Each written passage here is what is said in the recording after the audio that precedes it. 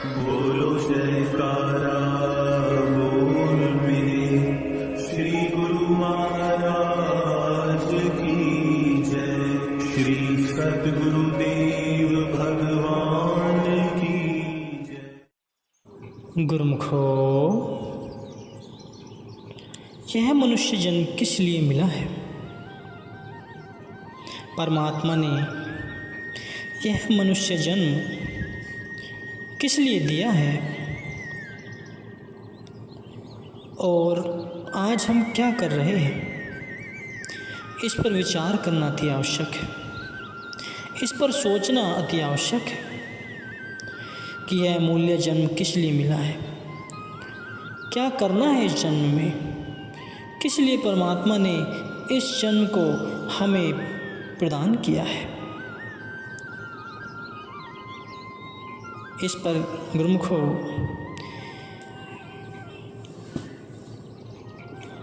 एक कथा मैं आपको सुनाता हूँ, ध्यान से सुने। एक घोड़ों के अस्तबल में रहने वाली चींटी जो सदैव घोड़ों की लीद खाकर अपना निर्वाह करती थी, एक दिन संयोगवश मिस्री के पर्वत पर जा चढ़ी। वहाँ पहुंचकर उसने दूसरी चींटी से पूछा कि तुम कहाँ रहती हो, जो इतनी बलवान व हष्ट-पुष्ट दिखाई दे रही हो। उसने उत्तर दिया कि वह मिस्री के पर्वत पर रहती है। दिन रात मिस्री के सेवन से ही उसका शरीर बलवान हुआ है। उस चींटी ने पहली वाली चींटी से पूछा कि बहन तुम कहाँ रहती हो, तो उसने उत्तर दिया कि वह घोड़ों के अस्तबल में रहती है और उनकी लीद खाकर अपना निर्वाह करती है।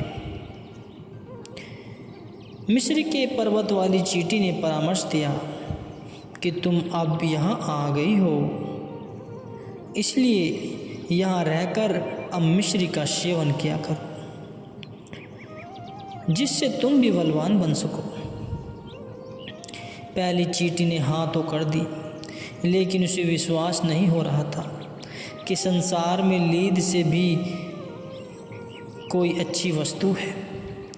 उसका मुख लीद से भरा हुआ था, फिर उसे मिश्री का स्वाद आ भी कैसे सकता था। मिस्री वाली चींटी ने पहली चींटी के मुख से सारी लीद निकाल दी और फिर कहा कि अब मिश्री खाओ।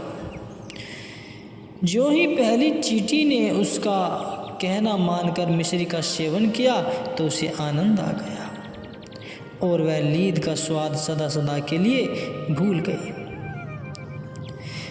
वह चींटी कुछ ही दिनों में निर्बल से बलवान हो गई। गुरुवाणी में वर्णन आया है, यही रस छाड़े ऊ रसु आवो, ऊ रसु पिया ही रसु नहीं भावो। इसी प्रकार जिन जीवों का मन विषय विकारों में फंसा हुआ है, वे नाम के रस से सर्वदा वंचित रहते हैं।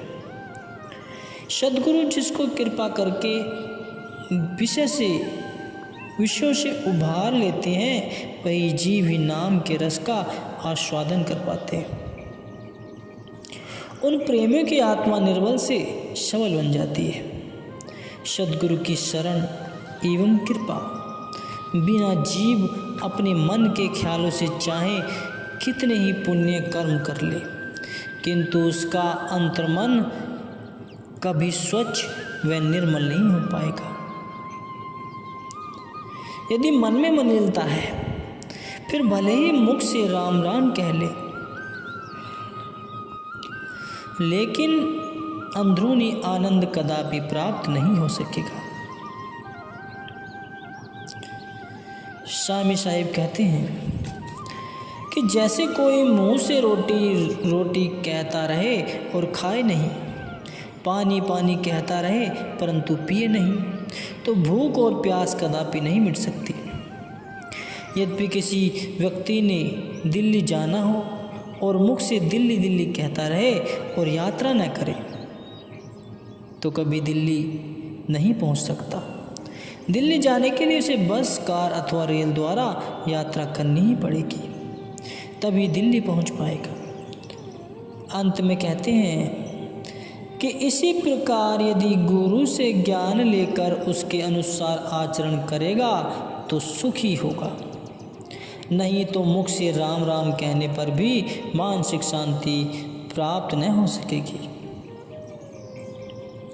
नारद मुनि जी सब विद्याओं में परंपरागत थे और दिन रात प्रभु नाम का कीर्तन किया करते थे। उन्होंने गुरु धारण नहीं किया था। एक दिन उन्होंने भगवान को कहा कि मैंने अनेक विद्याएं पढ़ी हैं, परंतु फिर भी मन में शांति नहीं है। भगवान ने कहा, आप गुरु धारण करें, आप गुरु धारण करें, वही तुम्हें उपाय बतलाएंगे। आप श्रद्धा से उस पर आचरण करोगे तो मन में शांति आएगी और मन स्थिर हो जाएगा। नारद मुनि जी ने पूछा, मैं किसे गुरु धारण करूं? तो भगवान ने कहा, भूलोक को जाते हुए आपकी जिससे सर्वप्रथम भेंट हो उसे ही अपना गुरु धारण कर लेना। मार्ग में जाते हुए उनकी सर्वप्रथम भेंट एक धीवर से हुई। नारद मुनि जी ने उनसे नाम उपदेश लेने की विनय की। उन्होंने उसे सच्चे नाम की दात प्रदान करके कृतार्थ किया।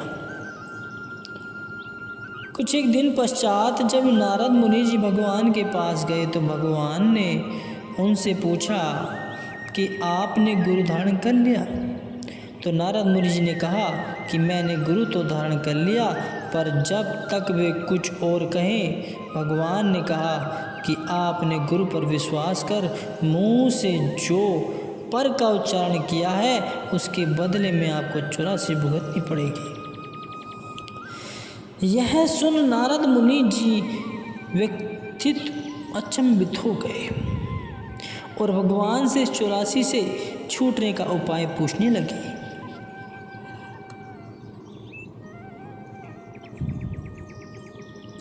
भगवान ने कहा कि केवल गुरु ही आपको 84 से मुक्त कर सकते हैं, इसके अतिरिक्त तो मुक्ति का अन्य कोई उपाय नहीं है। श्री गुरु महिमा में कहा गया है कि भगवान द्वारा रचित माया की चकाचौंध में भ्रमित होकर जीव 84 के चक्र में फंसकर दुखी व परेशान होता है।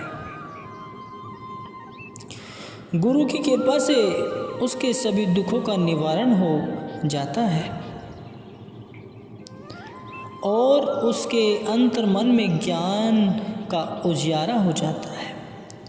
वह अनंत सुख भोगता हुआ मालिक के धाम में निवास पाता है। संपूर्ण जगत में गुरु से श्रेष्ठ और कोई नहीं, यहाँ तक कि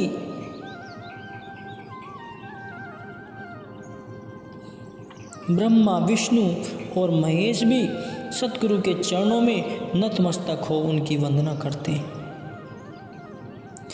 नारद मुनि जी ने हृदय से पश्चाताप करते हुए सद्गुरु के चरणों में श्रद्धा सहित सिर झुकाकर क्षमा याचना की और 84 से छूटने का उपाय पूछा। श्री सद्गुरुदेव जी ने अपनी असीम कृपा करते हुए कहा, तुम भगवान से जाकर पूछो कि 84 कैसी होती है। कृपया मुझे उसका नक्शा बतला दीजिए। जब भगवान अपने कर कमलों से 84 का नक्शा बना दें तो तुम उस पर लौट जाना। भगवान द्वारा पूछे जाने पर कह देना कि आपकी बनाई हुई 84 भोग रहा हूँ। वह 84 भी आपकी है और यह भी आपकी है। तब भगवान अवश्य ही तुम्हें क्षमा कर देंगे और तुम पल भर में ही मुक्त हो जाओगे। नारद मुनि जी ने प्रसन्न मन से भगवान के चरणों में उपस्थित हुए और उन्होंने सतगुरु द्वारा बतलाई गई युक्ति से सहज में ही 84 से मुक्ति पा ली। सतगुरु के एक वचन में इतनी ताकत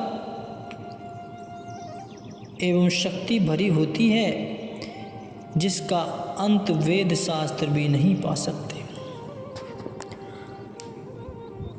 आद शब्द गुरुदेव का, ताका अनंत विचार, था के मुनि जन पंडिता, वेद न पावे पार। कबीर साहिब जी कहते हैं कि सद्गुरु की वाणी धूर की वाणी है। वेद शास्त्र मुनि व अन्य विद्वान कोई भी इसका पार नहीं पा सके। जो सद्गुरु के वचनों को सत्य जान शीश पर धारण करता है, उसके सब दुख दर्द नाश हो जाते हैं। प्रकृति की सभी शक्तियाँ उसकी सहायता करती हैं। इसके विपरीत जो सद्गुरु के वचनों पर अविश्वास करता है, वह स्वयं को घोर नरकों में डाल देता है। कहा भी है कबीर साहिब जी ने कि सद्गुरु शब्द उल्लंघनी के, जो सेवक कही जाए, जहाँ जाए तह काल है, कह कबीर समझाए। अर्थात जो सेवक सद्गुरु के वचनों की अवहेलना करता है, वह जहाँ भी जाता है वहाँ काल मुख पसारे खड़ा रहता है। इसी संदर्भ में कथा है, गुरुमुखो, एक संत थे। एक बार उनकी मौज उठी कि लोग मुफ्त की चीज़ जानकर हमारे वचनों की कदर नहीं करते, जिससे वे लाभ से वंचित रह जाते हैं। इसलिए उन्होंने सोच विचार कर अपने एक वचन की कीमत 500 रुपये रख दी। एक सेठ का लड़का उत्तम संस्कारी था। उसने धीरे धीरे करके 500 रुपये एकत्र किए और वह उन संत जी के चरणों में जा उपस्थित हुआ। मन में यह निश्चय कर लिया कि संत जी जो भी वचन फरमाएंगे उस पर पूर्णतया अमल करके सच्चा सुख प्राप्त करूंगा। संत जी के चरणों में वे रुपए भेंट कर उसने विनय की कि कृपा करके आप कोई ऐसा वचन फरमाएं जो मेरे लिए कल्याणकारी हो। संत जी अंतर्यामी थे। वे जान गए कि इसके ऊपर एक भारी मुसीबत आने वाली है। इसे वही करने के लिए कहें जिससे इसकी सारी मुसीबत टल जाए। संत जी ने उसे गोस्वामी तुलसीदास जी का यह दोहा कह सुनाया। तुलसी झगड़ा वड़न के, बीच परहु जनि धाय, लड़े लोहो पाहन दो, बीच रुई जरी जाए। अर्थात जो बड़े आदमी परस्पर झगड़ रहे हों तो वहाँ ठहरने से हानि होने की आशंका होती है। पत्थर और लोहा जब आपस में रगड़ते हैं तो उनमें से आग निकलती है। यदि कपास उनके बीच आ जाए तो वह भस्मीभूत हो जाती है। और लड़का समझदार था। संत जी से वचन लेकर वह उनका धन्यवाद कर वह वहाँ से चल दिया। संयोगवश संत जी के पास उस समय एक व्यक्ति बैठा था। उसने देखा कि संत जी ने सेठ के लड़के को केवल एक दोहा सुनाकर 500 रुपये ले लिए। उससे यह बात सहन न हुई। वह सीधा सेठ के पास गया और जानकर उसे सब बात कह सुनाई। सेठ ने क्रोध में आकर अपने लड़के को बुलाया और उसे सीधा संत जी के पास ले गया। संत जी को उल्टा पुल्टा बोलकर उन्हें 500 रुपये लौटाकर अपना वचन वापस लेने को कहने लगा। संत जी ने 500 रुपये वापस लौटा दिए और लड़के ने भी उनसे वचन लौटाने का फायदा किया। महापुरुष भविष्य दृष्टा होते हैं। वे जानते थे कि इस पर जो विपदा आने वाली है उसका इस वचन से सहज में ही निवारण हो सकता है। लेकिन उसने वचनों की अवज्ञा करने से तो विपदा नहीं टल सकती थी। अभी 2 ही दिन बीते थे कि सेठ का लड़का एक गली से गुजरा। वहाँ पर वज़ीर का लड़का और राजा का लड़का किसी बात पर परस्पर झगड़ रहे थे। झगड़ा इतना बढ़ गया कि मारपीट हो गई। बात जब राजा तक पहुँची तो दोनों ने ही सेठ के लड़के को अपना गवाह बताया। केस की सुनवाई की तारीख निकट आई तो वज़ीर ने सेठ के पास एक आदमी को भेजकर धमकी दी कि अगर तुम्हारे बेटे ने मेरे बेटे के हक़ में गवाही न दी तो तुम्हारे बेटे की खैर नहीं। थोड़ी देर बाद ही राजा के आदमी ने आकर सूचना दी कि अगर तुम्हारे बेटे ने राजा के बेटे के हक़ में गवाही नहीं दी तो तुम्हारे सारे परिवार की खैर नहीं। अब तो सेठ बुरी तरह से घबरा गया। तभी एक सत्संगी भक्त उस सेठ के पास आया जिसे यह मालूम था कि सेठ ने संत जी के वचन को वापस कर इस आपदा को निमंत्रण दिया है। उसने जाकर सेठ को सलाह दी कि अब भी वक्त है, उन्हीं संत जी की शरण में जाओ, वे अवश्य ही इस विपत्ति से निकलने का कोई न कोई उपाय ढूंढ निकालेंगे। सेठ को उसकी बात रास आ गई और वह तुरंत ही संत जी के चरणों में जा उपस्थित हुआ। क्षमा याचना कर सारी बात कह सुनाई और विनम्र भाव से कुछ धनराशि भेंट कर वचन सुनने के लिए विनय करने लगा। संत तो स्वभाव से ही दयालु होते हैं। उन्होंने कहा कि मैं धन का क्या करूँगा, अमुक स्थान पर एक मंदिर बन रहा है, आप यह धनराशि वहाँ भेंट कर दें। जिस दिन केस की सुनवाई हो और पूछा जाए कि पहले किसने हाथापाई की तो तुम्हारा लड़का पागलों की भांति हंसने लग जाए और उल्टे पुल्टे उत्तर देता रहे। जज इसे पागल जानकर रिहा कर देगा और इस तरह से यह सज़ा से भी बच जाएगा। उस लड़के ने संत जी द्वारा बताई हुई युक्ति के अनुसार पागल का स्वांग रचकर अपनी व अपने परिवार की जान बचा ली। जज ने दोनों में सुलह करवाकर लड़के को सज़ा से मुक्त कर दिया। सत्पुरुषों के छोटे छोटे नुस्खे जीव को नवजीवन प्रदान कर उसे चिंताओं के समुद्र से निकाल कर किनारे पर लगा देते हैं। संत कृपा से जिन्हें विवेक के चक्षु मिल जाते हैं वे सत्पुरुषों से संबंध जोड़कर पूर्ण लाभ प्राप्त कर लेते हैं। सत्पुरुष फरमाते हैं, संतन शिव मेरी लेवा देवी, संतन शिव बिहारा, संतन शिव हम लाहा खाटिया, हरि भक्ते भरे भंडारा।